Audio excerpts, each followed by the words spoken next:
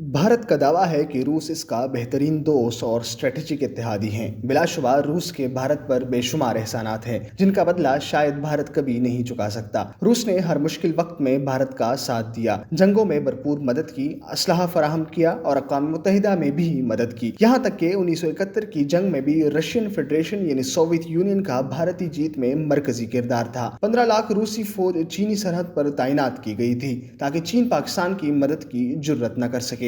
بظاہر یوکرین مگر در حقیقت پوری امریکی اور یورپی مشینری روس سے ٹکرا چکی ہیں، مگر ایسے میں ایک جانب بھارت روس کو اپنی دوستی کا یقین دلوا کر اس سے جدید ترین اسلحہ بٹور رہا ہے اور دوسری طرف یوکرین کو 155 ملی میٹر آرٹلری شیلز بھی فراہم کر رہا ہے، جبکہ طرفہ تماشا یہ ہے کہ بھارتی سویلین جوان بے روزگاری سے تنگ آ کر یوکرین کے خلاف روسی محاذ پر لڑتے ہوئے مارے جا رہے ہیں۔ یعنی یہ بات شاید مودی کو بھی معلوم نہیں کہ ان کی اصل سائیڈ کون سی ہیں۔ شاید مودی نے بھارت کو ایسا بے اصول ملک بنا دیا جسے لالچ دے کر کسی بھی محاذ پر کسی کے بھی خلاف کوئی بھی خرید سکتا ہے۔